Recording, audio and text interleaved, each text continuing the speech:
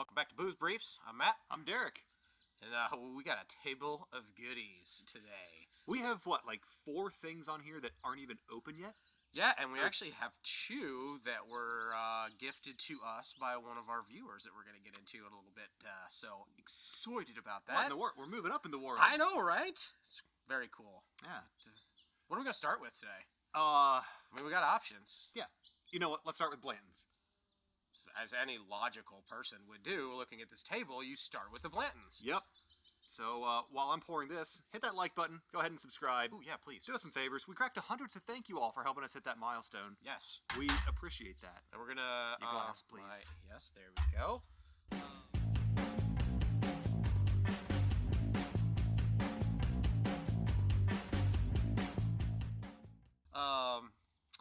We've done Blanton's before. That was one of our...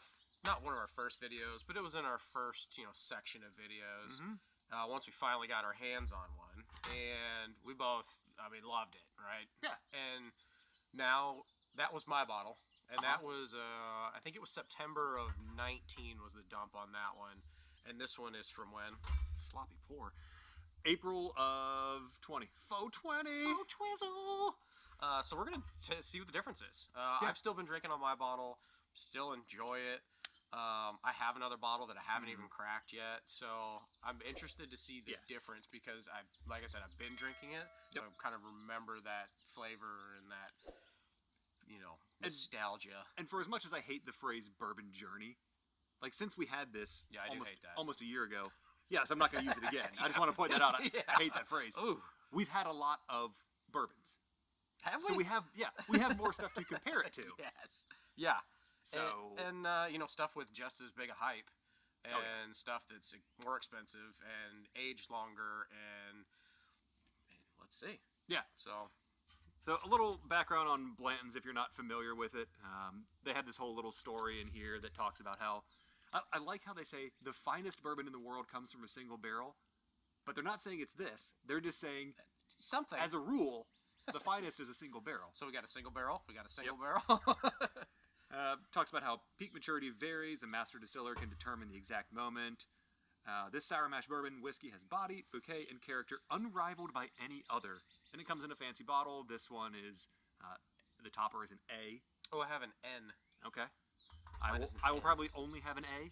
I don't know what my other one is because it's still in the box. Mm-hmm.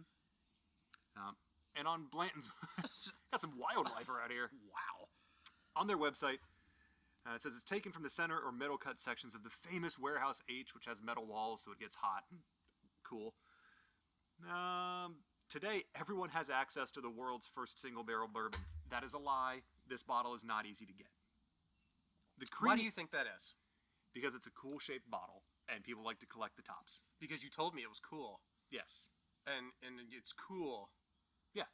So that's why it's impossible to find.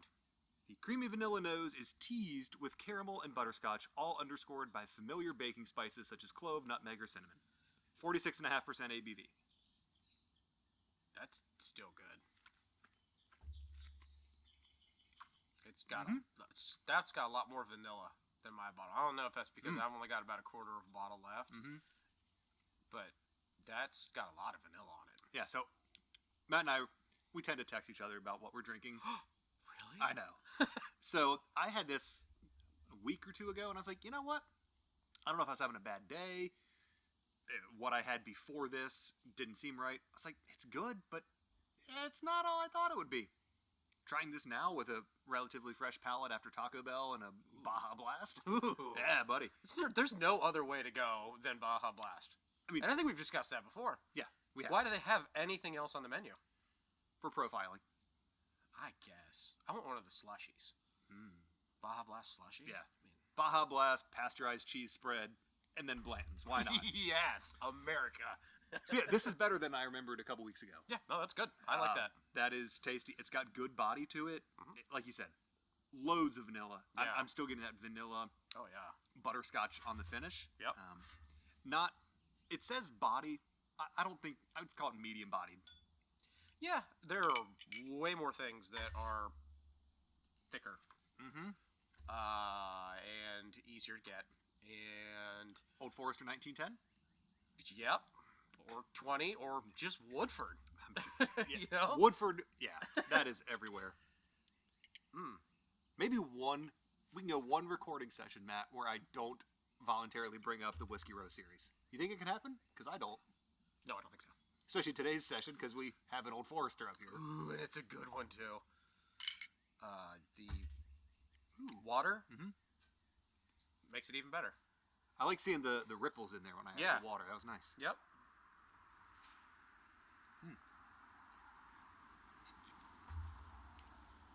To me, long story short, with Blanton's, it's good. I think every bourbon hunter, every whiskey drinker, they want a bottle of it. To say that they've got a bottle of it. Yes. I know that. I did. Yeah. Because I saw the hype, and everybody was like, oh my God, this is so cool. And I'm like, I want it. I went as far as to pay $20 for a pour in New York City for it. But I wanted it. Yeah. Right? So I got it. And now I look at it and I go, I could have the Blantons. Or I could have one of the other dozens of bottles that I have. So I'm pulling up our sheet because Blanton's was the reason that we had to adjust our rating system. We realized that we gave this a 94. Yeah. At first. And then it was like, I think 1 or 2 recording sessions later, we'd had another 8, 10, 12 bourbons. And we went, you know what? We've had a lot more stuff. I don't know if that Blanton's is a 94. So we retroactively dropped all our scores by 3 points. So this still sits at a 91. It's $60 when you can find it retail. Secondary is $300. It is. Secondary is asinine. Just for fun times, I went on Caskers yesterday. How much are they selling a bottle of a 750 ml of Eagle Rare for? Oh, probably $75. I think it was 89. Dummies. 89 American dollars for Eagle Rare. Somebody's paying that. Dumb-dumbs. Yep. So yeah, secondary, you're lucky to find this for under 150. Yeah. So don't spend your money on that. No. Don't spend $150 for that. Find it on the shelf. You know, that's then you've had your journey. Or honestly, if you're at a bar that you know gives a good pour and you see it for $20 and you want to try it, I think that's a good way to get into it. Like if you know they're giving you good pours. If it's going to be a 1 ounce pour for 20, miss me with that. It was a fresh crack bottle, never been touched. I got it like when we walked in, let it breathe for a while. My wife looked at me like I was absolutely crazy. She was like, "You seriously spent $20 on that little tiny pour?" I'm like, "Hush your fuss. It's okay. Trust me. I need this. I need this in my life." And then I came home and I'm like, "All right, I have to find it now because I enjoyed it that much, even though it was the neck pour." Yeah. And I was eating chicken wings, which Bland's and chicken wings. Why not? Yeah, duh. In an oyster bar. Makes perfect sense. Perfect sense. I have a lot of questions. Also had oysters. Okay. Jesus. Yeah. So score-wise, are you changing your score? What do you think? Yes. Yeah. I'm gonna give this an 89. Okay. I was gonna go 88. I thought about 88, but I was like, I still like it. Yeah, it's good because I like the flavors on it. Yeah. If I could find this on the shelf at $60, I'd buy it. Yeah, I'd buy it again, but I wouldn't seek it out.